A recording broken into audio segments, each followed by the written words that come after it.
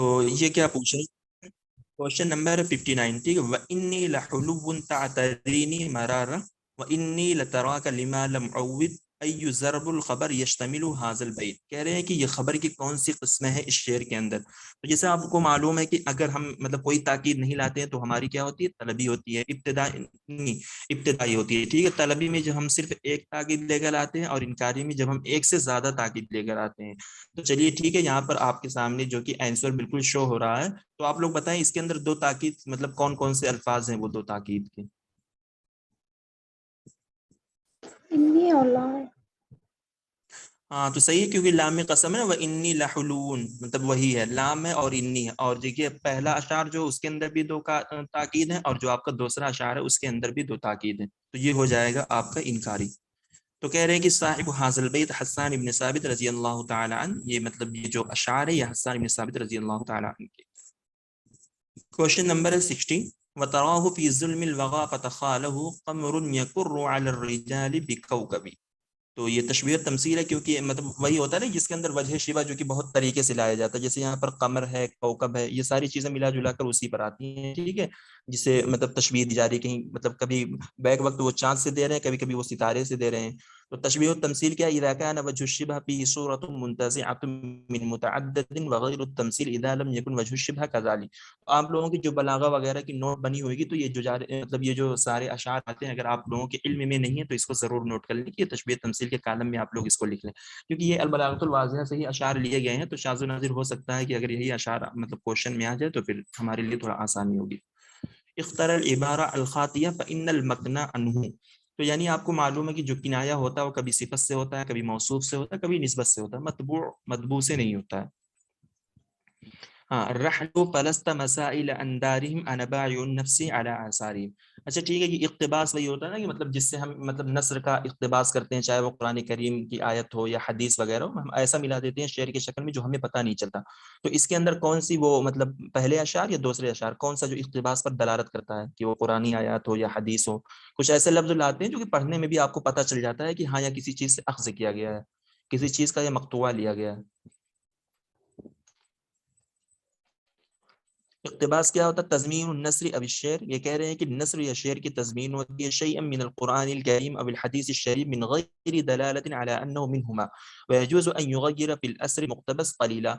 تو جیسے انا باعی النفسی، تو یہ انا باعی النفسی یہ جو ہے اتنی یہ قرآن کی عبارت ہے، لیکن پھر انہوں نے علی آثارہم لگا کر اس کا وزن برابر کر دیا، یعنی دارہم کے بالمقابل. تو یہی ہوتا ہے اقتباس، یعنی ہم قرآن کے اندر کے کچھ الفاظ لے لیتے ہیں یا ہم حدیث سے اقتباس کر لیتے ہیں، چن لیتے ہیں اور اس کو ہم اشعار کی شکل میں بنا دیتے ہیں، اسی کو ہم اقتباس بولتے ہیں. ٹھیک ہے. اول من وزع مفاتیح البحور.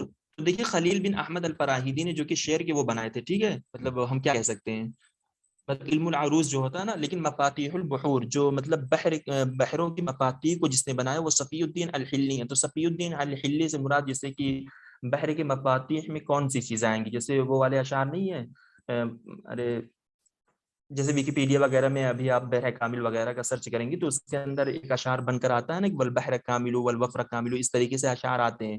تو وہی جو مفاتیح البحور ہیں تو ان سب مطلب ان کو بنایا ہے صفی الدین الحلی نے. پھر ان مفاتیح البحور کو جس نے مطلب ایک شعر کے انداز میں جمع کیا ہے اس کو جمع کیا ابو الطاہر البیضاوی نے. جیسے ان کے جو اشعار ہیں طویل یمد البحر بالوفر کامل ویسر، اس طریقے سے اس کے اشعار ہیں، یعنی انہوں نے ملا جلا کر سارے دو اشعار کے اندر ان سارے مطلب مفاتیح البحور کو انہوں نے جمع کیا ہے. اور شاید وہ کوشچن آپ لوگوں کے سامنے تھا اس دن، وہ آیا بھی تھا کہ مطلب جو یہ مفاتیح البحور ہے اس کو کس نے جمع کیا.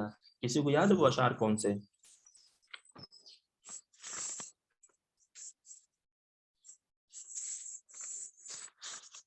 جی وہ قصیدۃ الارتقیات تھی.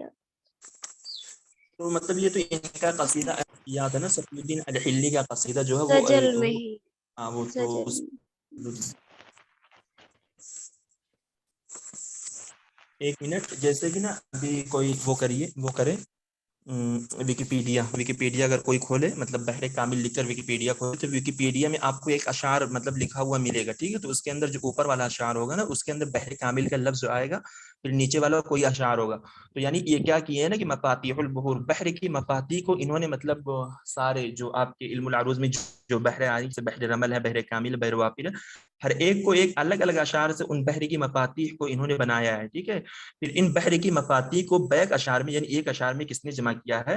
تو وہ ابو الطاہر البیضاوی نے جمع کیا بحور کے ناموں کو. جو اشعار یہ ہے نا، طویل یمد البسیط بالوفر کامل ویہزج فی رجز ویرمل مسرعا، تو یہ ملا دیا ہے انہوں نے، جس کے اندر بحر طویل ہے، بحر مدید ہے، بحر بسیط ہے، بحر وافر ہے، بحر کامل ہے، بحر حزج ہے، بحر رجز ہے، بحر رمل ہے، بحر سریع ہے. اس طریقے سے تو مطلب یہ ہمارے علم العروض کی ساری بیسک چیزیں ہیں نا، تو ہمیں معلوم ہونی چاہیے. اگر ہم جانیں تو یہ ہمیں بھی یہ ساری چیزیں معلوم نہیں تھی، لیکن اس موک ٹیسٹ کے ذریعے ہمیں اتنا کلیئر ہو جانا چاہیے کہ اول من وضع مفاتیح البحور، اگر آپ سے پوچھ لیا جائے کہ مفاتیح البحور کو کس نے بنایا، تو یہ آپ کے آئیں گے صفی الدین الحلی. یہاں پر دیکھیے بحور الشعر اصطلاح یطلق على مجموع التفاعیل التي تنظم عليها ابیات الشعر، التفاعیل هي الاوزان، البحر هو ذلك العقد الذي ينظم قصيدته. واول من وضع مفاتيح البحور هو صفی الدین الحلی. ان عدد بحور الشعر وهو 16. تو جیسے کہ خلیل بن احمد الفراہیدی وہ تو 15 کے ہیں نا، تو جو شعر کے بحور ہوتے ہیں، ٹھیک ہے، شعر کے بحور جن کو مطلب ہم جن پر تفاعیل یعنی تختی کہہ کر اپنے اشعار کو بناتے ہیں، تو وہ ساری چیزوں کو وضع کرنے والے وہ ہمارے آتے ہیں خلیل بن احمد الفراہیدی. لیکن جو مطلب بحور کی مفاتیح یعنی بحور کو انہوں نے کھولا ہے اور اس کو مطلب ایکسپلینیشن کے طور پر الگ الگ اشعار کو ایک الگ الگ اشعار میں پرویا ہے، یعنی بالکل ہر ایک کا ایک الگ الگ اشعار بنا دیا ہے، تو وہ ہے آپ کے صفی الدین الحلی. ٹھیک ہے. تو یہاں پر انہوں نے جو کہا ان عدد بحور الشعر وهو 16، انہوں نے سب کا بنایا ہے، جو آپ کے مطلب 16 ہے، 16 پورے بحریں ہیں، تو انہوں نے سب کا بنایا ہے، اسی وجہ سے 16 آئے گا. لیکن اگر خلیل بن احمد الفراہیدی کے تعلق سے آتا تو وہ 15 آتا، کیونکہ انہوں نے 15 کو بنایا، اخفش نے ایک کا اضافہ کیا جس کو بحر متدارک ہم لوگ بولتے ہیں.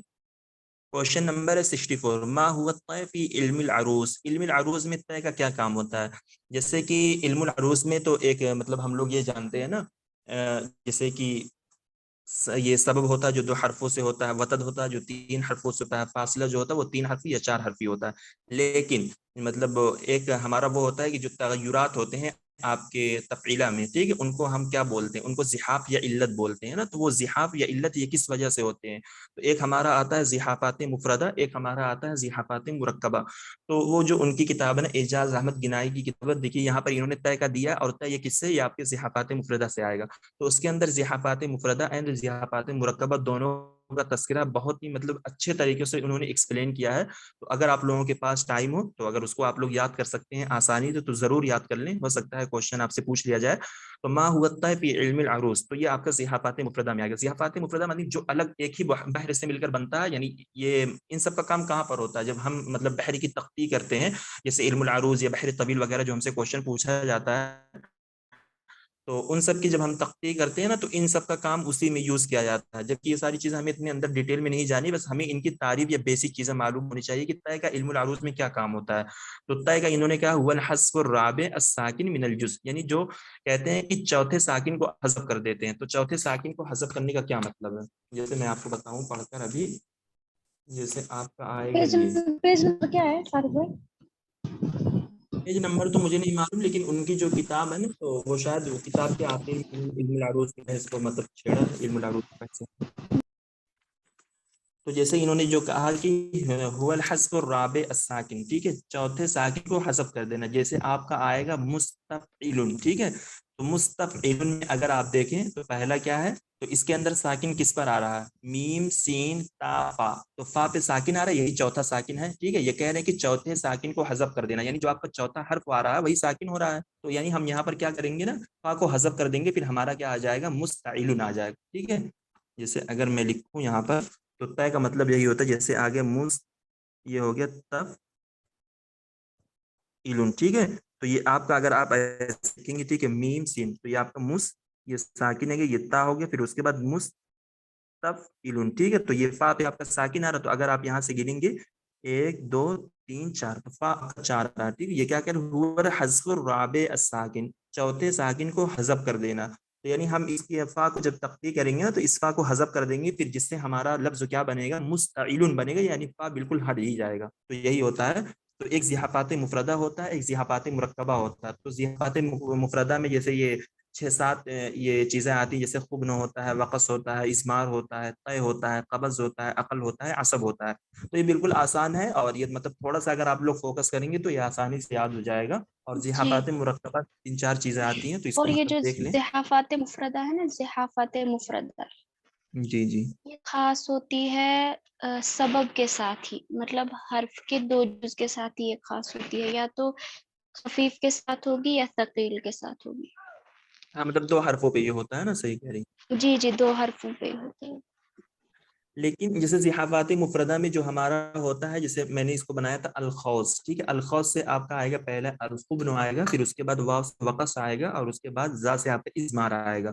تو خبن کا کیا مطلب ہوتا ہے؟ دوسرے ساکن کو حذف کر دینا. جیسے فاعلن، تو فاعلن میں الف کے اوپر جو آپ کا مطلب وہ ساکن ہوگا نا، اس کو آپ حذف کر دیں گے تو اس سے کیا بنے گا؟ فاعلن ہو جائے گا. وقص میں کیا ہوتا ہے کہ دوسرے متحرک کو حذف کر دینا. جیسے متفاعلن، تا پہ آپ کا کیا ہے؟ زبر ہے. تو پھر جب آپ دوسرے متحرک کو حذف کر دیں گے تو یہ آپ کا کیا بن جائے گا؟ یعنی تا حذف ہو جائے گا تو یہ بن جائے گا مفاعل بن جائے گا. اضمار کیا ہوتا ہے؟ دوسرے متحرک کو ساکن کر دینا. جیسے متفاعل، یہ تا کے اوپر کیا ہے؟ زبر ہے. تو ہم کیا ہے؟ یہ ہمارا متحرک لفظ ہے، تو ہمیں اس کو ساکن کر دینا ہے. تو ہم پھر اس کو کیسے پڑھیں گے؟ متفاعل کر کے پڑھیں گے. تو یہ زحافات مفردہ اینڈ زحافات مرکبات، ٹھیک ہے. یہ ہے مطلب آسانی سے آپ لوگوں کو یاد ہو جائے گا اگر یاد کرنا چاہیں تو مطلب کر لیجیے. اگر یہاں پر موک ٹیسٹ میں کوشچن وغیرہ، کیونکہ جے این یو وغیرہ میں اور ڈی یو وغیرہ میں نے پی ایچ ڈی کے کوشچن میں دیکھا تھا تو اس سے کوشچن تھا، تو ہو سکتا ہے کہ جب ہمارے علم العروض میں یہ ساری چیزیں داخل ہیں تو علم العروض سے ہی ریلیٹڈ یہ ساری چیزیں آ رہی. اب تو مطلب ان ڈیپتھ کوشچن پوچھ رہے ہیں تو کوئی بھروسہ نہیں، پوچھ بھی سکتے ہیں. کوشچن نمبر ہے 65. معلقہ طرفہ بن العبد. طرفہ بن العبد کا جو معلقہ ہے وہ کس بحر میں ہے؟ یہ بحر طویل میں. تو بحر طویل میں آپ امیر القیس کا بھی ہے، اور زہر بن ابی سلمہ المزنی کا ہے، اور طرفہ کا اس کے اندر تو ہے، تو یہ بھی بحر طویل میں ہے. باقی بحر بسیط میں اگر آپ دیکھیں تو بحر بسیط میں شاید کن کا ہے؟ بحر بسیط میں عائشہ کا ہے، بحر بسیط میں نابغہ کا ہے، بحر خفیف میں حارث بن حلیزہ الاشکری کا ہے، بحر وافر میں عامر بن کلثوم کا ہے، بحر کامل میں آپ کا عنترہ بن شداد اللبسی کا ہے، لبید بن ربیعہ العامری کا ہے. تو اس کے جو الفاظ ہیں، لِقَوْلَهَا أَطْلَالٌ بِبُرْقَةِ سَحْمَدِ طَلُوحُ كَبَاكِ الْوَشْمِ فِي ظَاهِرِ الْيَدِ. تو خولہ بنت عزور جو کہ یہی اس کی محبوبہ ہے، طرفہ کی محبوبہ، ٹھیک ہے. یادار میت بالعلیہ فالسند اقوت وطال علیہ سآلف الابدی. تو اس کا بھی دادیہ ہے ہم کہہ سکتے ہیں. تو یہ بحر بسیط میں ہے، یہ نابغہ الزبیانی کے یہ اشعار ہے، اور میہ جو ہے نا یہی نابغہ الزبیانی کے محبوبہ کا نام ہے میہ. یادار میت بالعلیہ فالسند. تو بحر بسیط کے جو بحر ہے مستفعل فاعل مستفعل فاعل یہی ہوتا. کوشچن نمبر ہے 67. تو بھی ہے کتاب الاغانی فی مصر فی سنہ. یہ کہہ رہے ہیں کہ 1285 ہجری میں مصر کے اندر کتاب الاغانی کو پبلش کیا گیا. علیکم جزء، ٹھیک ہے. تو یہ کتاب پہلی مرتبہ کب طبع کی گئی، یعنی کتنی جز پر طبع کی گئی؟ تو آپ لوگوں کو معلوم ہے کہ کتاب الاغانی یہ جو پہلی مرتبہ پبلش ہوئی تھی یہ 20 جلد میں ہوئی تھی. تو اس کا مطلب ایک مستشرق تھا، مستشرق نے ہی اس کا اضافہ کیا تھا، جو کہ 21 جلد میں اب یہ ہے، اور 21 جلد سے کوشچن بھی پوچھا جا چکا ہے. تو ایسے کوشچن تو یہاں پر انہوں نے دیکھی ایکسپلینیشن میں دیا بھی ہے. تو یہ کیا ہے؟ فصارت مطلب 21 جز ہوئی. ثم اعید طبع الاغانی کاملا بمصر فی، مطلب 21 جز للہجرہ مع فہرست جویدی. تو مطلب الاستاذ الجویدی جو ہے نا وہ اطالی تھے، انہوں نے اس کی ابجدی فہرست بنائی تھی. ابجدی فہرست انہوں نے اس کی کس لینگویج میں بنائی تھی؟ فرانسیسی لینگویج میں بنائی تھی. اور اس فہرست کو انہوں نے ترتیب دی، یعنی اس کی ترتیب کو مکمل کب کیا تھا؟ 1895 میں کیا تھا. پھر اس کتاب کو انہوں نے لیدن میں 1900 میں پبلش کیا. اور یہ مطلب حسن زیاتی کتاب کا یہ ڈیٹا میں آپ کو بتا رہا ہوں، ٹھیک ہے. حسن زیات میں لکھا ہوا ہے. Question number 68. الکتاب الثانی من مقدمہ ابن خلدون یشتمل علی. تو جیسے ہم کو معلوم ہے کہ جو مقدمہ ابن خلدون وہ 3 کتابوں پر. تو یہ پوچھ رہے ہیں کہ جیسے پہلی کتاب میں نے آپ کو بتایا تھا کہ وہ تاریخ عمران کو بیان کرتی، دوسری کتاب وہ اخبار العربی والعجم کو بیان کرتی، اور تیسری کتاب جو اخبار بربر کو بیان کرتی ہے. تو یہی پوچھ رہے ہیں کہ جو دوسری کتاب ہے مقدمہ ابن خلدون کی، وہ شامل ہوتی ہے کن پر؟ اخبار العربی و اجیالہ. کوشچن نمبر 69، ٹھیک ہے. الجزء الثالث من العقد الفرید یشتمل علی. تو جیسے العقد الفریق کا یہ جزء ثالث پوچھ رہے ہیں. تو العقد الفریق کا اگر جزء ثالث آپ دیکھیں تو اس کے اندر بہت ساری چیزیں ہیں، ٹھیک ہے. ہم ایکسپلینیشن میں دیکھتے ہیں. یشتمل الجزء الاول من العقد الفرید علی السلطان والحروب والاجواد والوفود والعلم والادب والامثال والمواعظ، والجزء الثاني في التغازي والمراسي والنسب وفضائل العرب وكلام الاعراب والاجوبه والخطب، والجزء الثالث فيه فضائل الشعر وعلم الالحان والنساء والبخلاء وتباين الانساب في الطعام وفي الشراب. تو مطلب یہ ضروری تو نہیں ہے، مطلب اگر کوئی یاد کر سکتا ہے لکھ سکتا ہے تو اس کو نوٹ کر لے، اگر آپ لوگوں کے ذہن میں رہ جائے یہ ساری چیزیں بہت اچھی ہے، لیکن اس کے اندر اتنی ساری چیزیں مطلب ہم کیسے مطلب کیا کریں، جس کی اوور آل ہم جانتے ہیں اس کتاب کو امہات الکتب میں سے مانا جاتا ہے۔ کیوں امہات الکتب میں سے مانا جاتا ہے؟ کہ اس کے اندر ساری چیزیں، یعنی انہوں نے کچھ بھی نہیں چھوڑا، سب کچھ بیان کر کے رکھ دیا اس کتاب کے اندر، چاہے وہ کسی علم سے ریلیٹڈ ہو، چاہے وہ بلاغت سے ہو، چاہے کچھ بھی ہو۔ تو یہاں پر تو اتنی ساری چیزیں تو یاد کرنا بہت تھوڑا مشکل لگتا ہے۔ تو اس کوشچن کے تعلق سے دیکھ لیں، الجزء الثالث من العقد الفرید، تو یہ کیا انہوں نے اس کا صحیح آنسر دیا ہے ثانی اور رابع، یعنی علم الالحان والنساء، اور اس کے بعد چوتھا کیا اخبار الطعام والشراب۔ اور یہ العقد الفرید ہندوستان سے اس کو پبلش کیا تھا محمد شفیع صاحب نے 2 جز میں۔ جی جی ہاں، وہ جو پنجاب یونیورسٹی ہوتی ہے نا استاد تھے۔ جی ٹھیک۔ اختر الکتب لابی العباس المبرد کی کتابوں کو آپ چنیں، تو الکامل فی اللغت والادب ان کی کتاب ہے، ٹھیک ہے۔ المقتضب، ایک المقتضب فی النسب ہے، ٹھیک ہے، وہ ان کی ہے، کن کی ہے؟ ارے یاقوت بن عبداللہ الحموی کی۔ ان کی المقتضب فی النحو جو کہ 3 جلد میں ہے، ٹھیک ہے، یعنی جو ان کی المقتضب یہ کتاب ہے، المقتضب فی النحو یہ 3 جلد میں، اور قواعد الشعر ان کی کتاب ہے۔ طبقات الشعر ان کی کتاب نہیں ہے، تو آپ کا آپشن نمبر 1 2 3 اس کا صحیح آنسر ہوگا۔ ان کی کتاب قواعد الشعر ہے، آداب الجلیس ہے، طبقات النحویین والبصریین واخبارہم ہے، الحث علی الادب والصدق، یہ ساری ان کی کتاب ہے۔ تو جو آپ کے یونٹ 6 ہے، یعنی ان کے تراجم سے، ان کی مشہور تراجم کے علاوہ ان کی جو بھی کتاب ہے ان سے بھی کوشچن پوچھے جاتے ہیں، تو آپ لوگوں کو یاد ضرور کرنا چاہیے۔ تو یہاں پر انہوں نے کیا دیا ہے، كان ابو العباس المبرد اماما في اللغه وكان بليغا فصيحا ولد بالبصره، مطلب 210 ہجری میں یہ پیدا ہوئے، 210 ہجری یعنی 825 میلادی میں ان کی پیدائش ہے، 286 یعنی ہم کہہ سکتے ہیں کہ 899 ان کی وفات ہے۔ اخذ العلم عن الجرمی والمازنی وقرأ علیہما کتاب سیبوہ وعن ابن الحاتم السجستانی وله توالیف کثیرہ، الکامل المقتضب، اچھا معانی القرآن بھی ان کی ہے، قواعد الشعر ہے، آداب الجلیس ہے۔ معجم الادباء ان کی جو کتاب ہے کن سے تشبیہ دی جاتی ہے؟ معجم البلدان سے ان کو تشبیہ دی جاتی ہے۔ تو معجم الادباء کو ان کی کتاب ہے نا، معجم الادباء، معجم البلدان، معجم الشعراء، یہ ساری ان کی کتاب ہے۔ اب ہمارے سلیبس میں جو ہے معجم الادباء، اس کے اندر مطلب انہی لوگوں کے تراجم ہے نا، نحویین، لغویین، رسائل اور شعراء، متکلمین، صوفیہ، ان سارے لوگوں کے تراجم معجم الادباء کے اندر موجود ہیں۔ یہ 7 جلد میں ہے، اور اس کتاب کو 1907 میں نا مستشرق داؤد سمویل مرجلیوس نے اس کتاب کو پبلش کیا، جو کہ وہ جامعہ آکسفورڈ کے استاد تھے۔ اس کتاب کے اندر 800 تراجم جو کہ 33 طبقے کی طرف اس کتاب کو انہوں نے تقسیم کیا ہے۔ تو معجم الادباء کو معجم البلدان سے تشبیہ دی جاتی ہے۔ تو دیا ہے ترجمہ فیہ النحویین والنسابین والشعراء والاخباریین والوراقین والکتاب واصحاب الرسائل وکل من الف فی الادب، یہ ساری چیزیں اس کتاب کے اندر ہیں۔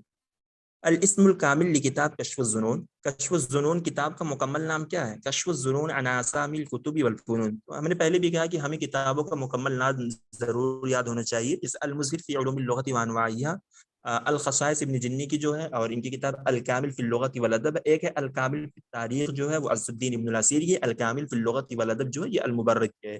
اور ان کی کشف الظنون کا مکمل نام کیا ہے؟ کشف الظنون عن اسامی الکتب والفنون، یہ مصطفیٰ بن صادق عبداللہ حاجی خلیفہ کی، جن کو کاتب جلبی سے جانا جاتا ہے۔ تو ان کے تعلق سے بھی بہت سارے کوشچن آتے ہیں، 2020 میں بھی آیا تھا، 2021 میں بھی آیا تھا، اور دونوں شفٹ میں آیا تھا، آسام والے میں بھی آیا تھا اور ہم لوگوں کی بھی شفٹ میں آیا تھا۔ تو یہ کتاب الامالی فی مصر، تو مصر کے اندر کتاب الامالی 1907 میں پبلش ہوئی ہے، جبکہ معجم الادباء کو آپ لوگ جانتے ہیں کہ معجم الادباء کو جو مستشرق داؤد سمویل مرجلیوس نے پبلش کیا تھا 1907 میں، ٹھیک ہے۔ تو آپ اسی سے اس کی ڈیٹ کو ریلیٹ کر لیجئے، کیونکہ کتاب الامالی مصر کے اندر 1907 میں پبلش کی، یہ بھی 2 اجزاء میں ہے، ٹھیک ہے۔ اور اس کتاب کو انہوں نے قرطبہ میں لکھوایا تھا، جامع مسجد بالزہرہ میں، جو کہ ان کے لیکچرار ہے، جو کہ مطلب 5 دن کے اندر میں انہوں نے اس کتاب کے سارے کاموں کو مطلب لکھا، 2 جلدوں میں انہوں نے بتایا ہے۔ اچھا یہ کہہ رہے ہیں کہ اس کے اشعار ہے، کوشچن نمبر 74، وَنَفْعَكَ لِجُّ الْبَحْرِ خَزَّتْ غُمَارُهُ، تو ہمیں نہیں دیکھنا، آپ لوگ اس اشعار کا اسکرین شاٹ لے لیں، پڑھتے رہیں، ہو سکتا ہے اگر آ جائے تو بہت اچھی بات ہے۔ تو یہ بارودی کے اشعار ہیں۔ هذا البيت من قصيدة ناهز الشعر العربي الحديث محمود سامي البارودي، له قصائد في الغزل والمدح والفقر والهجاء والرسائل۔ تو یہ کہہ رہے ہیں کہ مختارات البارودی جو کہ ان کی 4 اجزاء میں ہے، 7 ابواب پر مرتب ہے، عباسی زمانے کے 30 شعراء کو انہوں نے اپنی اس کتاب کے اندر اس کا تذکرہ کیا ہے، ٹھیک ہے۔ اور ان کا مطلب کہتے ہیں ان کے دوسرے قصائد جیسے ابشروا بمحمد ہے، الی اللہ اشکو ہے، یا من راہ ہے، فی رسائی امی، اور انہوں نے مطلب اپنی ماں کے رسا میں بھی یہ ساری چیزیں کہی ہیں۔ تو محمود سامی البارودی جیسے ان کی مختارات البارودی ہیں، اسی طریقے سے مصطفیٰ لطفی المنفلوطی کی کیا ہے مختارات المنفلوطی، جیسے میں نے بتایا بھی تھا کہ انہوں نے بھی عباسی زمانے کے شعراء کا ہی مختارات البارودی میں ترجمہ کیا، اور یہ مختارات المنفلوطی میں منفلوطی نے ترجمہ کیا. اسی طریقے سے انہوں نے بھی مختارات البارودی میں عباسی زمانے کے 30 بڑے بڑے شعراء کو انہوں نے چنا، اور اس کتاب کا مقدمہ یعنی مختارات البارودی کا مقدمہ محمد حسین ہیکل نے لکھا ہے. رجعت لنفسی فتحمت حصاتی ونادیت قومی فاحتسبت حیاتی، یہ سب کو معلوم ہے، یہ قصیدہ اللغہ العربیہ کے اشعار ہے، یہ حافظ ابراہیم نے ہی قصیدہ اللغہ العربیہ لکھا ہے.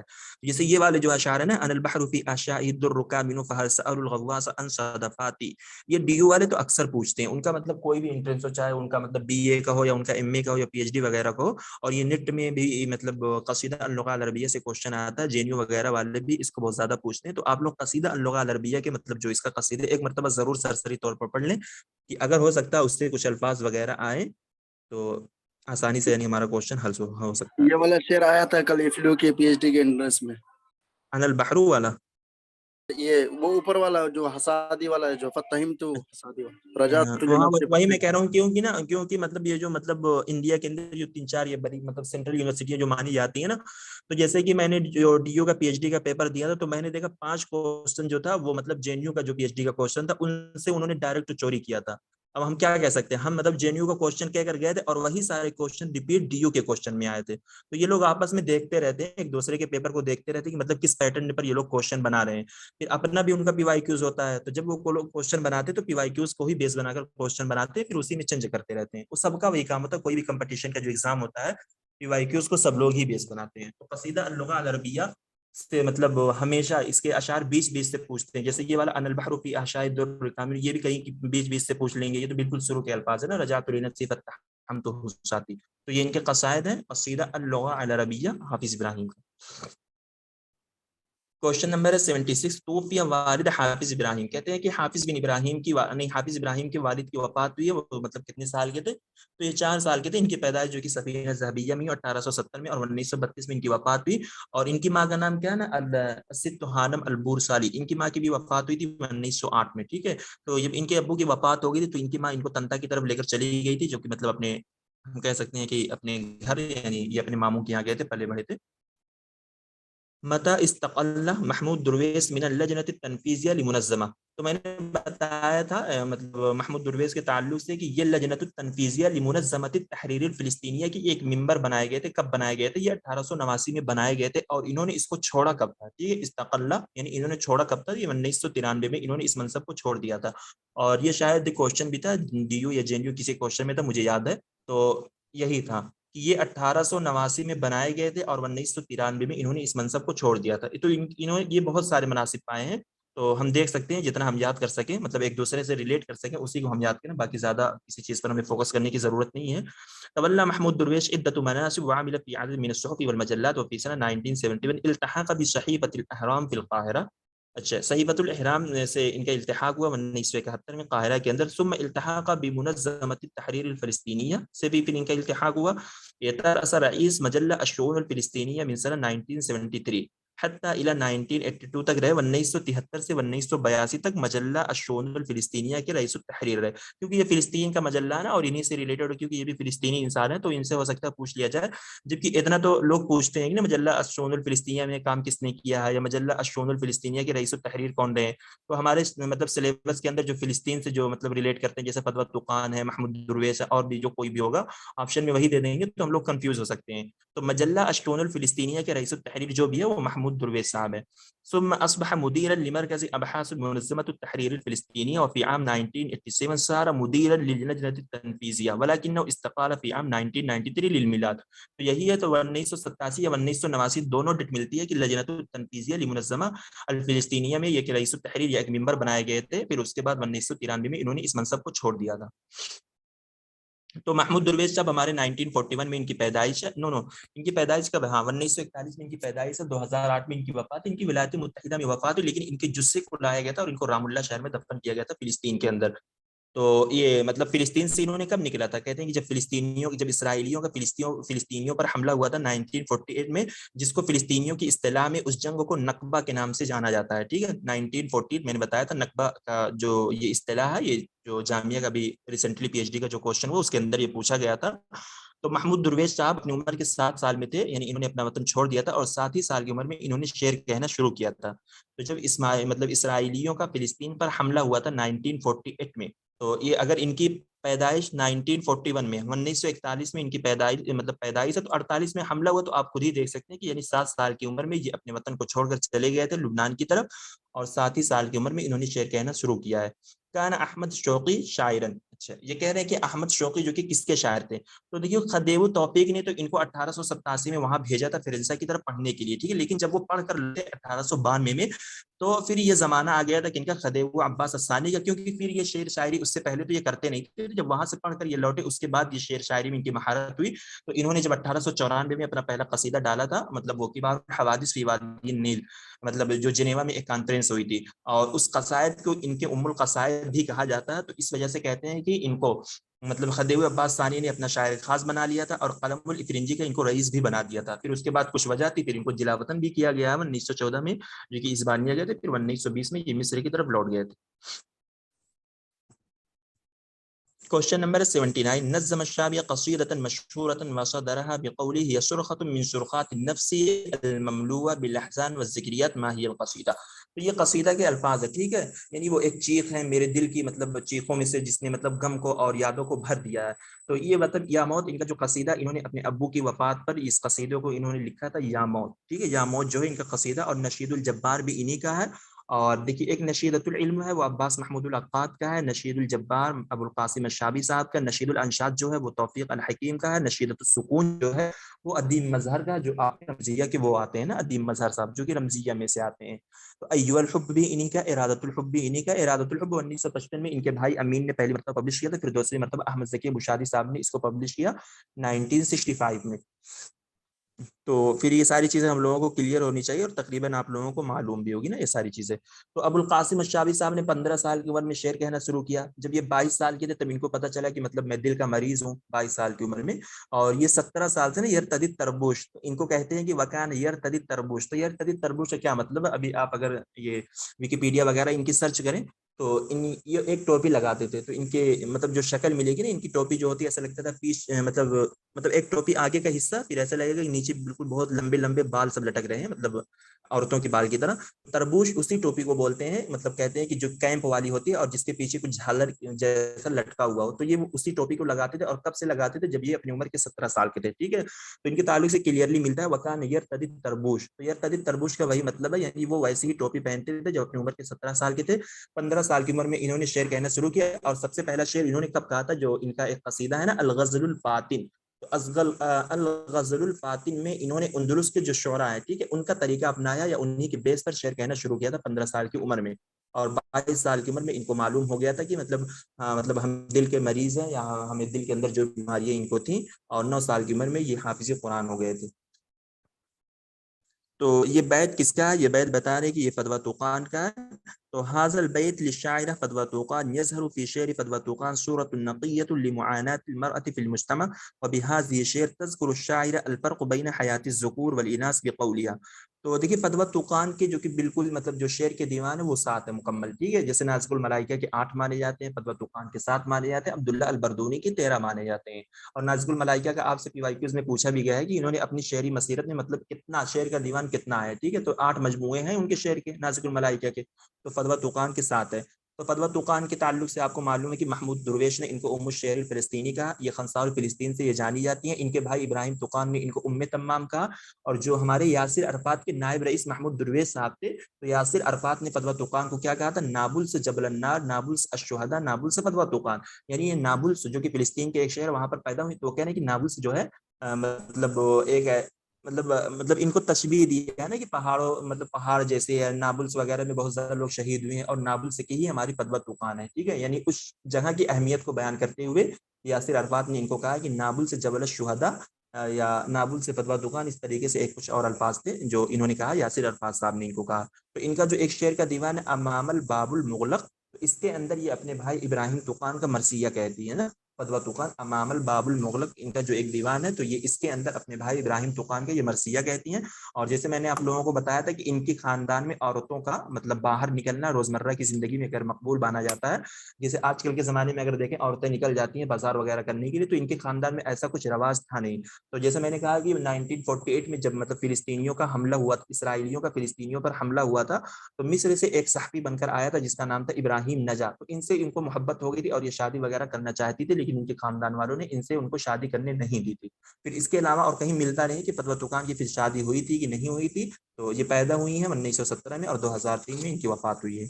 جی، اور ان کو خنساء القرن العشرین بھی کہا جاتا ہے۔ ہاں وہی میں نے کہا نا، خنساء الفلسطین بھی بولتے ہیں، خنساء القرن العشرین بھی۔ اور نازک الملائکہ صاحب کو مطلب وہ کہتے ہیں کہ مارون عبود نے کہا تھا کہ وہ خنساء القرن العشرین ہے۔ نازک الملائکہ صاحب کو مارون عبود نامی ایک شخص نے کہا تھا، جبکہ لقب اگر دیا جاتا تو انہی کو دیا جاتا ہے۔ اور محمد درویش نے کہا تھا ام الشعر الفلسطینی۔ جی جی۔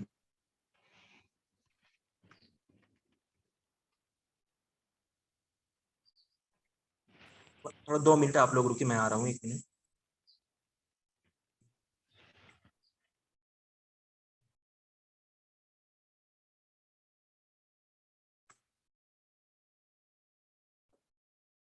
ٹھیک ہے، کوشچن نمبر 81، ٹھیک ہے۔ یہ تلخیص ابریز فی تلخیص باریس، یہ کتاب کس کی ہے؟ تو یہ رفاع رافع الطحاوی کی کتاب ہے۔ اور تلخیص ابریز فی تلخیص باریس کا دوسرا نام کیا؟ الدیوان النفیس بایوان باریس، ٹھیک ہے۔ اس کتاب کا دوسرا نام ہے الدیوان النفیس بایوان باریس۔ باریس کو ہم لوگ پیرس بولتے ہیں۔ تو یہ کتاب ان کی فن رحلہ میں ہے نا، تو وہ اسی کا یہ وہ بیان کرتے ہیں، فن رحلت کو اپنا اس کتاب کے اندر وہ بیان کرتے ہیں۔ تو جے این یو کے اندر اس مرتبہ جو پی ایچ ڈی کا پیپر ہوا تھا 2021 میں، اس پہ پوچھا گیا تھا کہ تلخیص ابریز فی تلخیص باریز رفاع رافع الطحاوی کی کس فن میں، وہ کس کو بیان کرتے ہیں؟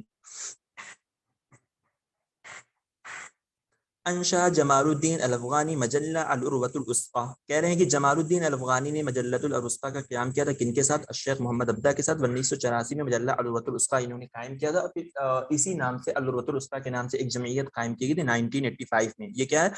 كان محمد عبدہ تلمیذا لجمال الدین الافغانی، التقى جمال الدین الافغانی محمد عبدہ من مصر۔ اچھا، جمال الدین الافغانی سے محمد عبدہ ملے تھے مصر کے اندر جب وہ ان کی طرف گئے تھے۔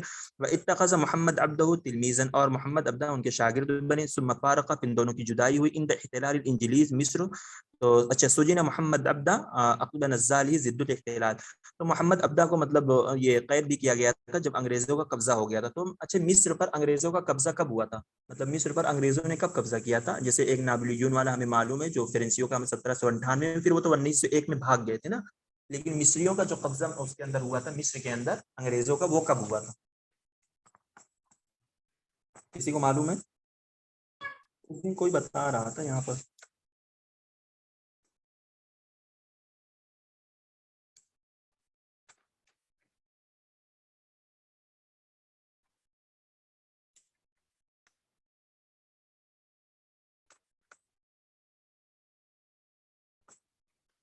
جی آپ لوگ بتائیں، کسی کو معلوم ہے یہ مصری انگریزوں کا قبضہ کب ہوا تھا مصر پر؟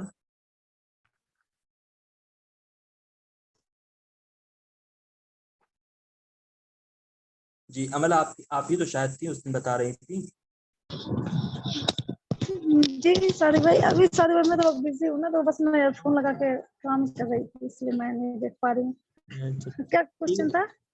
ہاں 1 منٹ مل گیا مجھے۔ اصل میں جو انگریز مصر کے اندر آئے تھے نا، وہ 1882 میں آئے تھے۔ تو محمد عبدہ کو کب جلا وطن کیا گیا تھا؟ 1882 میں، اور 1882 میں ہمارے محمود سامی البارودی کو بھی جلا وطن کیا گیا تھا۔ تو ہم اس سے یاد کر سکتے ہیں کہ یعنی ان کی جو جلا وطن کی ڈیٹ ہے، اور وہی ڈیٹ یعنی انگریزوں کا مصر پر حملہ ہوا تھا، ٹھیک ہے۔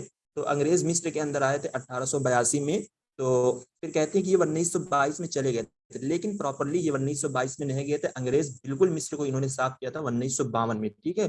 تو 2 ڈیٹ ملتی ہے کہ مصر مطلب انگریزوں کی مصر سے جانے کی۔ تو 1922 میں کہتے ہیں چلے تو گئے تھے، لیکن 1952 میں یہ مکمل طور پر ان کو مصر سے بالکل بھگا دیا گیا تھا۔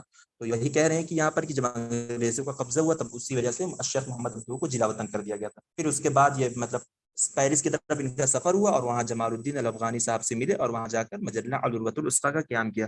اچھا، تو ان کو جو جلا وطن کیا گیا تھا وہ کہاں کی طرف جلا وطن کیا گیا تھا؟ کہاں کی طرف یہ گئے تھے؟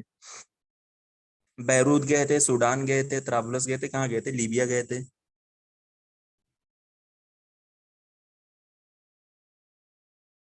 جی یہ بھی نہیں معلوم آپ کو؟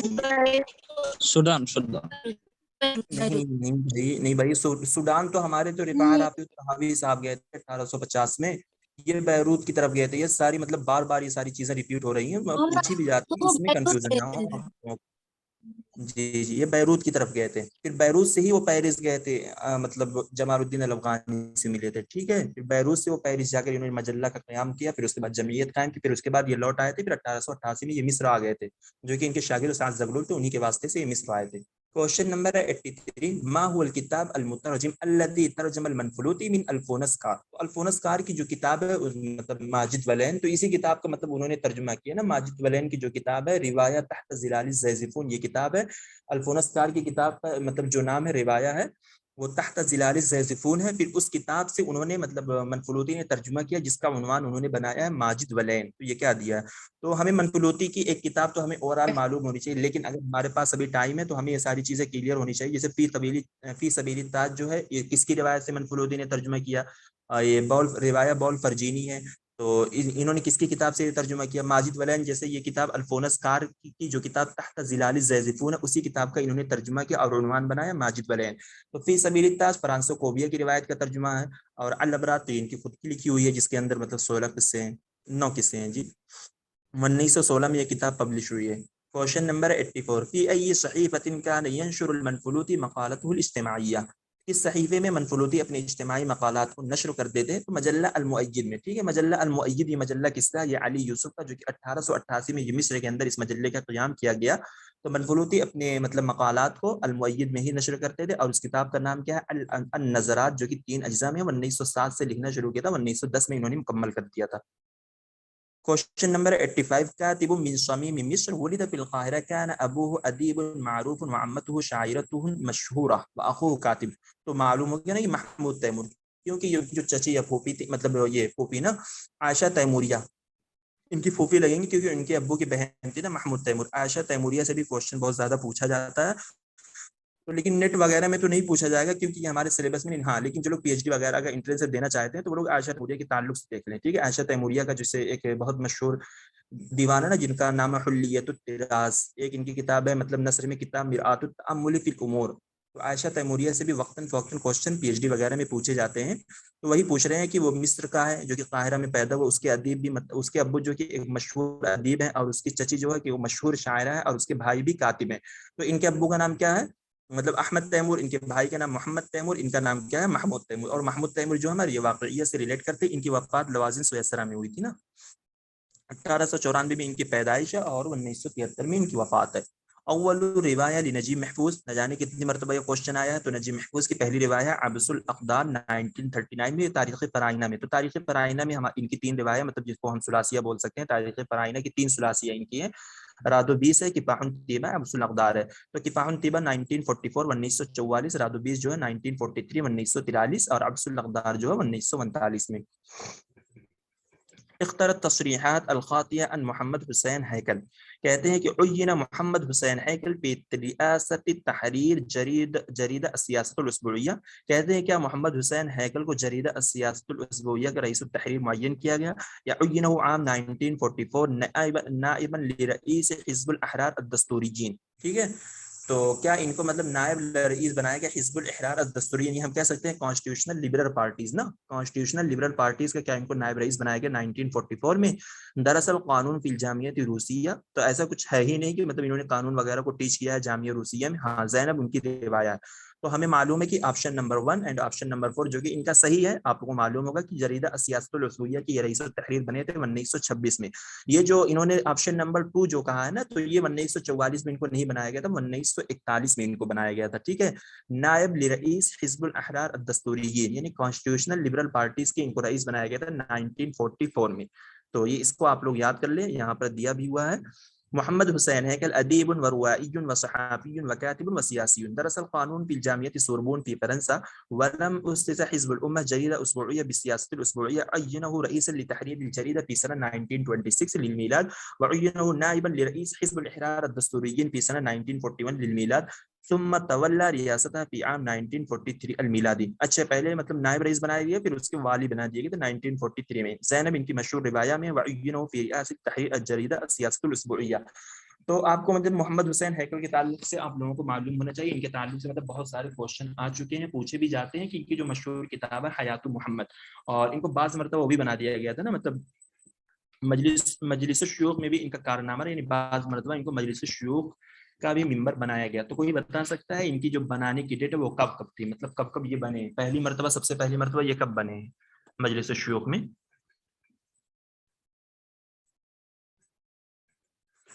تو ٹھیک ہے, اگر میں بتاؤں آپ لوگوں کو تو پہلے تو آپ لوگ دیکھ لیں کہ 1888 میں یہ پیدا ہوئے. کفر غنام بستی ہے, دہقلیہ اسٹیٹ ہے, منصورہ شہر ہے, ٹھیک ہے. فی قریۃ کفر غنام فی مدینہ منصورہ فی محافظۃ الدہقلیہ. 1888 میں ان کی پیدائش ہے اور 1958 میں ان کی وفات ہے. تو یہ پہلی مرتبہ جو تعلیم و تربیت کی یعنی وزیر بنے تھے, ایجوکیشن منسٹر بنے تھے نا. مجلس الشیوخ میں کہہ رہا ہوں جی, مجلس الشیوخ بھی یہ بنے تھے لیکن یہ ایجوکیشن منسٹر زیادہ بنے تھے نا, مطلب 3-4 مرتبہ. اس طریقے سے کوشچن تھا 2020 میں کہ تولا عدت معارف, مطلب وہ چند مرتبہ وزیر المعارف کے مطلب والی ہوئے ہیں, اور ان کی جو کتاب ہے حیات محمد, اس طریقے سے کوشچن فریم کیا گیا تھا. تو یعنی یہ تعلیم و تربیت کی یہ وزیر بنے تھے پہلی مرتبہ 1938 یعنی 1938 میں. اللہ کی شکل محمد محمود, یعنی جن کو محمد محمود نے بنایا تھا 1938 میں. پھر اس کے بعد یہ وزیر المعارف بنے دوسری مرتبہ 1940 میں. پھر حسین سری کی وزارت میں دوسری مرتبہ 1940 میں بنے. پھر اس کے بعد اس منصب کو لوٹایا گیا 1944 میں, اور 1941 میں نائب رئیس حزب الاحرار الدستوریین بنا دیے گئے. پھر اس کے بعد 1945 میں وزارت الشؤون الاجتماعیہ ان کو بنا دیا گیا. پھر اس کے بعد 1945 میں مجلس الشیوخ یہ بنا دیے گئے. اور اس کے بعد جب یہ پڑھ کر آئے تھے نا 1912 میں, پھر اس کے بعد 1917 میں یہ جامعہ ملیہ میں محاضرات وغیرہ دیتے تھے. اور انہوں نے حزب الاحرار الدستوریین, ٹھیک ہے, حزب الاحرار الدستوریین کا بھی قیام کیا تھا. اور جریدہ السیاسہ کا بھی, جیسے ان کا جو جریدہ السیاسۃ الاسبوعیہ ہے, تو ایک جریدہ السیاسۃ الاسبوعیہ جو ہے یہ الگ ہے, ٹھیک ہے. ایک صرف جریدہ السیاسیہ انہوں نے قائم کیا تھا 1922 میں. تو یہ حنا فاخوری نے ان کو مطلب بالکل ڈیٹیل میں لکھا ہے, تو ہو سکتا ہے یہ جو کوشچن انہوں نے بنایا ہوگا, اور ویکیپیڈیا میں بھی شاید یہ ساری چیزیں موجود ہیں ڈیٹیل میں. تو آپ لوگ ضرور یہ دیکھ لیں کہ مطلب وزار المعارف یہ کب کب بنے, ایٹ لیسٹ مطلب فرسٹ یا سیکنڈ ڈیٹ ان کی ضرور یاد کر لیں آپ لوگ, کیونکہ وزار المعارف یہ 3-4 مرتبہ بنائے گئے ہیں نا. تو اس سے کوشچن بھی آیا تو وہ آپ سے ڈیٹ وائز بھی اس مرتبہ پوچھ سکتے ہیں. اگر پی وائی کیو اس کو بیس بنائیں گے تو وہ چند مرتبہ دیکھیں گے ضرور کہ چند مرتبہ کب کب بنائے گئے. تو آپ سے پوچھ سکتے ہیں کہ پہلی مرتبہ دوسری مرتبہ کب ہوئی, تو کم سے کم پہلا یا دوسرا تیسرا ہمیں ضرور معلوم ہونا چاہیے, ٹھیک ہے. المسرحیۃ الاولی لمارون نقاش, تو مارون نقاش کا پہلا مسرحیہ البقیع. اس مسرحیے کے تعلق سے, مارون نقاش کے تعلق سے یہ سب بار بار مطلب 3-4 مسرحیے ان کے آتے ہیں. تو 1847 میں ہے, اور دوسرا والا ہے 1849 میں, اور اس کے بعد جو ہے اور وہ والا الحسید السرود 1853 میں. الشیخ والجائل یہ ان کے بھائی نقولہ نقاش کا مسرحیہ ہے نا, اس کو بھی انہوں نے شاید 1849 میں ہی پبلش کیا تھا. ولید توفیق الحکیم, توفیق الحکیم جو کہ اسکندریہ میں پیدا ہوئے, کب پیدا ہوئے, انہوں نے 1858 میں مانا ہے نا. کہیں کہیں ہم لوگ مطلب کہاں پر پڑھتے ہیں توفیق الحکیم کے تعلق سے جو ڈیٹ ہم لوگ پڑھتے ہیں وہ 98 پڑھتے ہیں یا 1888 پڑھتے ہیں یا 89 پڑھتے ہیں, یاد کیے آپ لوگ بتائیں. سارے کوئی 98 ہی تو پڑھتے ہیں. اچھا, میں نے بہت جگہ میں نے 1889 دیکھا ہے ویکیپیڈیا وغیرہ میں. اگر آپ دیکھیں تو 1898 ان کا, اور شاید عزیز اباظہ کا پھر کیا ہے,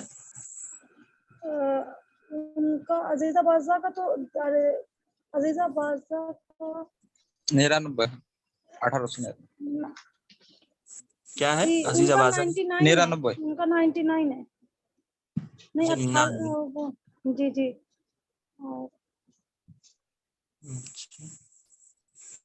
چلیے پھر دیکھیں. لیکن یہ توفیق الحکیم کا جو ہے نا 1889 بھی ملتا ہے اور 98 بھی ملتا ہے, ٹھیک ہے. لیکن انہوں نے کوشچن کے اعتبار سے جو فریم کیا, کوشچن تو صحیح فریم کیا, لیکن جو اس کا صحیح آنسر انہوں نے مانا ہے تو 1898 مانا ہے. تو دیکھیے کنفیوزنگ کوشچن ہے. تو اسکندریہ 1889, تو میں نے یہ توفیق الحکیم کا 1889 ہی مجھے یاد ہے, اور میں نے پتہ نہیں کہاں سے یاد کیا ہے. اور عزیز اباظہ کا جو ہم نے یاد کیا, شاید عزیز اباظہ کا ہے وہ 1898 ہے ان کا. تو کوشچن نمبر 90, وضع عبد الرحمن الشکری کتاب ضوء الفجر يعد من اوائل مکتوبات مدرسۃ الدیوان پیسنا. تو ضوء الفجر کے تعلق سے شاید کل بھی کوشچن تھا کہ مطلب کل نہیں پرسوں, کل تو میں نہیں تھا. تو ضوء الفجر یہی تھا نا کہ مطلب مدرسۃ الدیوان کی شروعات اسی ان کے دیوان سے ہوئی تھی ضوء الفجر سے, جو کہ 1909 میں عبد الرحمن الشکری صاحب نے اس کتاب کو پبلش کیا تھا. تو یہاں بھی دیکھ لیں یہ بھی بار بار یہ ساری چیزیں آ رہی ہیں. تو مطلب کہتے ہیں کہ عباس، پھر جیسے کہ 1913 میں عباس محمود الاقاد صاحب نے ان کے دیوان کا مقدمہ لکھا، 1914 میں جو کہ عباس محمود الاقاد کی کتاب، یہ اقاد صاحب نے دونوں کا مقدمہ لکھا تھا نا. 1913 میں شکری کا مقدمہ لکھا، شکری کے دیوان کا، اور 1914 میں مازنی کے دیوان کا مقدمہ لکھا. پھر اس کے بعد عباس کی پہلی کتاب آئی تھی 1916 میں، جس کا نام ہے، ان کا جو پہلا دیوان آیا تھا یقظۃ الصباح کے نام سے. ما هي المنصب التي تولى ابو شادی فی جماعت ابولو منذ تأسیسها، مطلب اس کے قائم ہونے سے جماعت ابولو میں مطلب ابو شادی کا جو منصب رہا، یہ امانت السر کا منصب رہا، یہ کہتے ہیں. تو رئیس تو مطلب یہ رئیس تو یہ احمد شوقی وغیرہ بنے تھے، مستشار جو ان کے بنے تھے. نائب کون بنا تھا؟ نائب شاید وہ بنے تھے نا، جماعت ابولو کے نائب کون تھے؟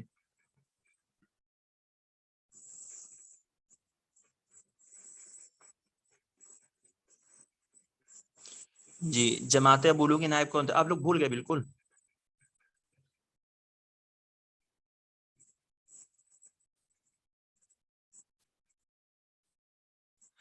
تو جماعت ابولو کے جو نائب تھے وہ تو احمد محرم تھے نا. میں نے مطلب کتنی مرتبہ یہ سارے کوشچن مطلب بتائے گئے. احمد محرم اس کے نائب تھے، ابراہیم ناجی جو کہ اس کے وکیل تھے، اور پہلے رئیس احمد شوقی بنے تھے. 4 دن کے بعد یا 4 بنتے کے بعد ان کی وفات ہوئی، پھر آپ کے خلیل مطران صاحب بنے. ٹھیک ہے،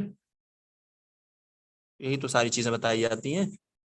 مجلہ ابولو ہی مجلۃ رسمیہ لجماعت ابولو. تو یہ مجلہ کب بند ہوا؟ تو 1934 میں یہ مجلہ بند ہو گیا. تو جماعت ابولو کے نام سے ایک مجلہ بھی بنا تھا نا، مجلہ. تو احمد ذکی ابو شادی نے اس کو مطلب قیام کیا تھا، اور یہ مجلہ 1934 میں اس جمعیت کے ساتھ یہ بھی دفن ہو گیا تھا.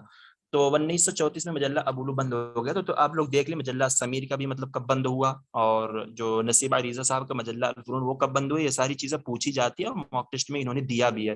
اس کا مطلب ہے کہ کوشچن وغیرہ انہوں لوگوں نے فریم کیا. تو مطلب اگر ہماری لیول کا موک ٹیسٹ ہو تو ہم سے یہ سارے کوشچن پوچھے جا سکتے ہیں. ٹھیک ہے، تو 1934 میں ہی یہ مجلہ بند ہوا. تو آپ لوگ دیکھ لیں. اور مجلہ ابولو میں اپنے قصائد کو جو نشر کرتے تھے وہ ہیں ہمارے ابوالقاسم شابی صاحب. تفککت یعنی الرابطہ القلمیہ کا توڑ پھوڑ، یعنی یہ ختم کب ہوئی؟ تو یہ 1931 ملتا ہے. یہ 1900 یہاں پر مطلب 31 تو ہے نہیں، تو ہم 32 کی طرف جائیں گے، کیونکہ جبران خلیل جبران کی وفات کے بعد رابطہ قلمیہ بھی مطلب اس کی بھی وفات ہو چکی تھی، ہم کہہ سکتے ہیں. رتب المدارس الادب المحجری حسب تواریخ انشائیہ. تو آپ لوگ دیکھ لیں. سب سے پہلے آئے گا آپ کا رابطہ قلمیہ 1920، مدرسۃ الدیوان 1921، جماعت ابولو 1932، الاسواء الاندلسیہ 1933. اور اسی طریقے سے دیکھیے یہاں پر انہوں نے الرابطہ الادبیہ کا دیا تھا. الرابطہ الادبیہ جو یہ 1949 میں بنایا گیا تھا، بونس ارجنتین میں. ٹھیک ہے، جورج سیدا کا یہ ہے، جورج سیدا کی رابطہ الادبیہ ہے، یہ 1949 میں بنائی گئی تھی بونس ارجنتین میں. اور یہ 1952 میں پھر یہ رابطہ ختم ہو گیا تھا الرابطہ الادبیہ جو ہے. الزہرۃ الرشیقہ جو کہ شعر کی تاریخ ہے عبد الحی الحسنی کی. کل لغت کس لغت میں؟ تو یہ اردو لغت میں ہے. الزہرۃ الرشیقہ تاریخ شعر عبد الحی الحسنی فی اللغہ. یہ کوشچن بہت ہی اچھا مطلب نیو کوشچن ہم کہہ سکتے ہیں، اردو میں ہے. اگر آپ لوگوں کو نہ معلوم ہو تو ضرور آپ لوگ اس کو نوٹ کر لیں. تعلم عبد الحی الحسنی اللغہ الفارسیہ والعربیہ والاردیہ وله مؤلفات فی هذه الثلاث لغات. الزہرۃ الرشیقہ تالیف فی تاریخ الشعر الاردیہ وعن شرائعها، وهذا تدرس في عديد من الجامعات. له تالیفات الاخرى في الاردویہ منها ذکریات للماضی یا بعد ایام. اچھا، ذکریات للماضی کو بعد ایام کہتے ہیں نا. تو کہتے ہیں کہ یہ بعد ایام ان کا جو ہے نا مدینہ دہلی وما حولها، یعنی دہلی کے مطلب اچھا مدینہ تو دہلی وما حولها، یہ ان کی ایک الگ کتاب ہے. اور ان کی جو بعد ایام ہے نا، یہ گجرات کے کلچر وغیرہ کے تعلق سے اس کتاب کے اندر یہ بیان کرتے ہیں نا. حضارت گجرات ہم کہہ سکتے ہیں. طبیب العائلہ کیونکہ یہ طبیب تھے. اچھا ابھی اس دن میں نے بتایا تھا انہوں نے جو طب کو پڑھا تھا وہ کس سے انہوں نے پڑھا تھا؟ عبد الحی الحسنی صاحب نے.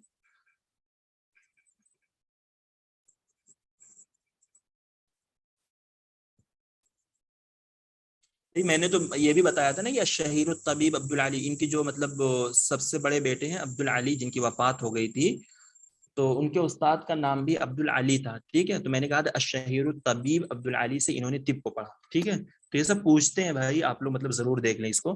کوشچن نمبر ہے 96. ما صلہ بین عبد یہ القادر جو ہے نا الزہرۃ الرشیقہ، اس کو گلرانا کہیں گے. گلرانا ہے. گلرانا جو ہے وہ ان کا الگ ہے اردو میں. ٹھیک ہے، یہ الگ ہے. ان کی اردو میں بہت سارے شعر کے دیوان ہیں. ٹھیک ہے، عربی کے علاوہ اردو میں انہوں نے بہت سارے شعر. گلرانا الگ ہے اردویہ میں، اور الزہرۃ الرشیقہ یہ شعر کی تاریخ میں ہے نا. تاریخ میں اس کے اندر صرف دیوان وغیرہ اشعار وغیرہ ہوں گی، تاریخ الگ ہوتا ہے اور وہ ساری چیزیں الگ ہوتی ہیں. تو ما صلہ بین عبد القادر الجیلانی و عبد الحی الحسنی، تو ابن اخت. اچھا، عبد القادر الجیلانی اور عبد الحی الحسنی کے درمیان جو صلہ ہے مطلب جو تعلق ہے ریلیشن ہے وہ کس چیز کا؟ ابن اخت یعنی بہن کے بیٹے کا. Question number 90। जी सादिक जी, भाई बेटे कौन है? ये जिलानी है या वो? एक मिनट।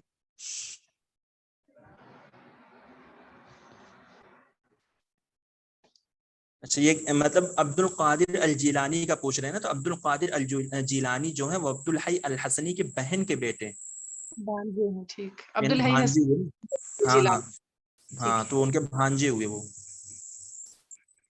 जैसे अली उनसे हमीदुद्दीन अल फराही साहब हमारे सिलेबस में हैं, तो शिबली नोमानी साहब जो कि बहुत मशहूर शख्सियत है आजमगढ़ की, तो उनके उसके ताल्लुक से आता है ना, तो वो किनके, या उनके मामू के बेटे हैं या फिर उनके ये फूफी के बेटे हैं, क्या है वो? हमीदुद्दीन अल फराही जो हैं या मामू के अल्लामा बेटे हैं। शिबली अल नोमानी, उनका मतलब रिलेशन हम क्या क्या बता सकते हैं? मामू के बेटे, फूफी के बेटे, क्या बोल? क्योंकि देखिए मामू के जो, बेटे। हाँ सही कहा इन्होंने, क्योंकि हमीदुद्दीन अल फराही साहब का घर फरियां है, ठीक है, जो कि आजमगढ़ में पड़ता है, और जो अल्लामा शिबली नोमानी साहब है उनका घर जो कि बिंदवल है, जो कि वो भी आजमगढ़ में पड़ता है, बिलरियागंज के आसपास। तो अल्लामा शिबली नोमानी साहब का फरियां जो है ननिहाल है, तो अगर उनका फरियां ननिहाल है तो हम कह सकते हैं ना कि वो मामू के बेटे हुए हमीदुद्दीन फराही साहब। तो इसी तरीके से है, मतलब हो सकता है वैसा भी क्वेश्चन पूछ ये सकते फजला हैं। खैराबादी फरिया के हैं? हमीदुद्दीन फराही में बोल रहा हूँ, फजले कल खैराबादी तो सीतापुर के है ना, मतलब लखनऊ में, लखनऊ से आसपास करीब सीतापुर पड़ता है। अच्छा, ये फरिया के हैं ये वो हाँ, तो हमीदुद्दीन हमीदुद्दीन फराही। फराही, तो फराही किसको बोलते हैं? मतलब फरिया वालों को बोलते हैं, फरिया वाले अपने आप को अच्छा फराही अच्छा लिखते हैं। अच्छा अच्छा। हम लोग को सब याद है, अभी वो रोटी बना रही है इसलिए उसका इधर दिमाग काम नहीं कर रहा जी जी। क्वेश्चन नंबर 97, इख्तरत तस्रीह अस्सही, और जबकि मुबारक, जबकि फरिया से बहुत नजदीक की है वो हम। 97, इख्तरत तस्रीह अस्सही अन अबुल हसन अली अन्नदवी, ठीक है, अबुल हसन अली अन्नदवी के बारे में आप सही को चुनें। तो ये क्या है? नाल उज़विया फी राबिततिल आलमिल इस्लामी, नशर अव्वल मकाला बिल अरबिया फी मजल्ला अल बासिल इस्लामी। तो ये दो तो मुझे लगता है बिल्कुल गलत होगा, क्योंकि उनका जो पहले मकाला इन्होंने नशर किया था मजल्लतुल मनार में किया था, ठीक है, अल बासिल इस्लामी में नहीं किया था। इस्माइया ईरान, ये इनकी तारीफात में से। लहू क़साइद फितनतुल हिंद। तो अच्छा ये बताइए, क़साइद फितनतुल हिंद ये किसका है? फसले कल खैराबादी। खैराबादी। हाँ फजरुल ठीक है। तो देखिए इस तरीके से मतलब ऑप्शन नंबर 4 और ऑप्शन नंबर 2 आपका एलिमिनेट हो जाएगा, तो पहला और दूसरा मतलब तीसरा जो है बिल्कुल सही है, ठीक है। ठीक है, हुआ हुआ अली अबुल हसन बिन अब्दुल हई बिन फखरुद्दीन अल हसनी अल आलिम अल अल्लामा अल शेख अल हिंदी, अबू साहिब अल मुसन्निफ अल मशहूरा नुज़हतुल खवातिर व बहजतुल मसामे व नवाज़िद फी तराजिम उलमा अल हिंद व अयानीम। शारक अबुल हसन अली अन्नदवी फी तहरीर मजल्लत ज़िया अल अरबिया, कमा अशरफ अव्वल मक़ाला लहू बिल अरबिया फी मजल्लत अल मनार लिस्सय्यद रशीद रज़ा फी आम 1931 हौल हरकत अहमद इब्न इरफान। तो वनाल शेख अल उज़विया फी राबिता अल आलमी अल इस्लामी व लहू इद्दतु मुअल्लिफ़ात मुख्तारात फिल अदबिल अरबी, ठीक है, मुख्तारात फिल अदबिल अरबी, इनकी जो ये शायद 2 अज्जा में है ना। वसिलसिला क़िससुन नबिय्यीन लिल अत्फ़ाल, ये शायद 5 में है, 5 अज्जा में। व इस्माइया ईरान, इनकी जो कि एक किताब है। लिमन हाज़ल बैत, अच्छा ये बैत किसका है? अय्यन फ़ाख़िरन बिन नस्ब कैफ़ तफ़ाख़ुर व अस्लुकुम मिन क़ब्ल तीन व नायर, पता नहीं क्या है। तो ये अशान ना उमर क़ाज़ी अल बलंकूती साहब के हैं, यहाँ पर बताए गए हैं, उमर क़ाज़ी अल बलंकूती।